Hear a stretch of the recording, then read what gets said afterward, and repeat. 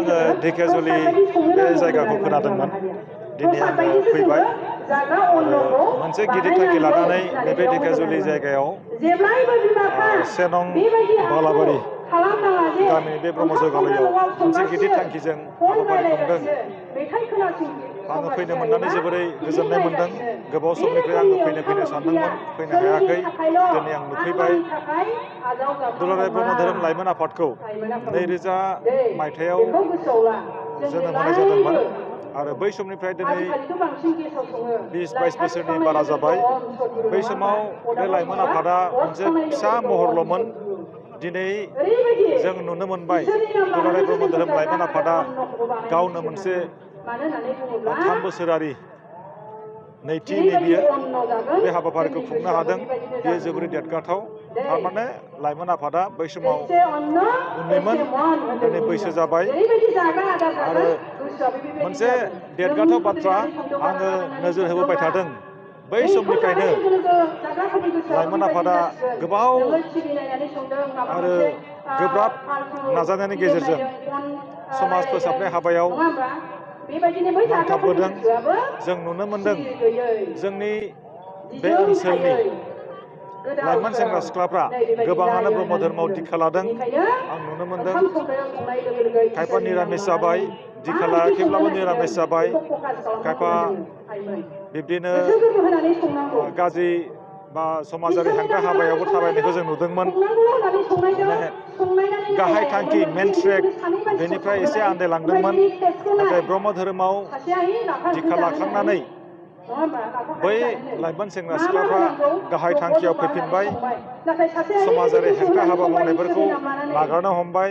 जों नुनो मोनदोंमोन बैसागु दमासि बा जानुवारि 1 अक्ट'फोराव जोंनि लाइमोन सेंग्रा सिख्लाफ्रा जायै लोङै गावनि महरखौनो बावनाय, जायै लोङै रंजानानै गाव सोर बेखौ सिनायनो बावनाय, जायै लोङै गाव मा मावनांगौ बेखौ बावलांनाय, बेखौ जों नुनो मोनदोंमोन।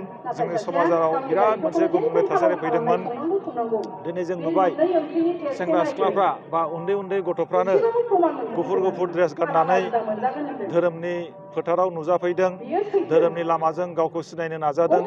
धोरोमनि लामाजों समाजाव सासे बैसोगोरा सुबुं जानो नाजादों। धोरोमनि लामाजों बियो थांनानै थानो नाजादों।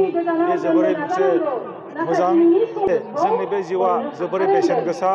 जोंनि जिउखौ जोङो बायनानै मोना, जोंनि जिउखौ जों नागिरनानै मोना। बेनिखायनो लाइमोन सेंग्रा सिख्लाफ्रा जाहाथे गाव गावनि जिउखौ नस्थ' खालामा, बेखौनो आं खावलायबाय। आरो साफ्रोमबो मिडिया पार्सन नोंथांमोनखौ आं साबायखर बावबाय। गोजोन्थों। गुरुदेब कालिचरन ब्रह्म ट्रास्टनिफ्राय जोङो डिमान्ड होदों बिटिआर सोरखारनि खाथियाव गुरुधामखौ मोनसे इन्टारनेसनेल रिलिजियास टुरिस्ट स्पट खालामनांगौ होननानै। आरो जोंनि मिथिनायाव जे दानि जे बिटिआर सोरखार प्रमद बर'नि दैदेननायाव बिथाङा इनिसियेटिभ लाबाय। जों मिथिनो मोननायाव बिथाङा फाउन्डेसनबो खालामबाय। जोंनि आसामनि मानगोनां गभर्नर प्रफेसर जगदीश मुखी बिथांनि आखाइजों फाउन्डेसनखौ इन'ग्रेसन खालामबाय। दा जोङो मिजिंथिदों उननि समाव बे गुरुधामा मोनसे इन्टारनेसनेल रिलिजियास स्पट जागोन होननानै जोङो मिजिंथिदों। आरो बेनि गेजेरजों रोजा रोजा सुबुङा थुलुंगाखांगोन। बेनि गेजेरजों गुरुदेब कालिचरन ब्रह्मनि जि फिल'सफि बियो थांनानै थागोन आरो गुवार जायगा आवग्रिनानै लानो हागोन। जोङो बुंनांगोन गुरुदेब कालिचरन ब्रह्मआ सासे धोरोम गुरुल' नङा। गुरुदेब कालिचरन ब्रह्मआ बर' समाजखौ फोथांनानै लाखिनो थाखाय मोनफ्रोमबो बिथिङाव खामानि मावदों। रांखान्थि, राजखान्थि, सोलोंथाइ मोनफ्रोमबो बिथिङाव खामानि मावदों।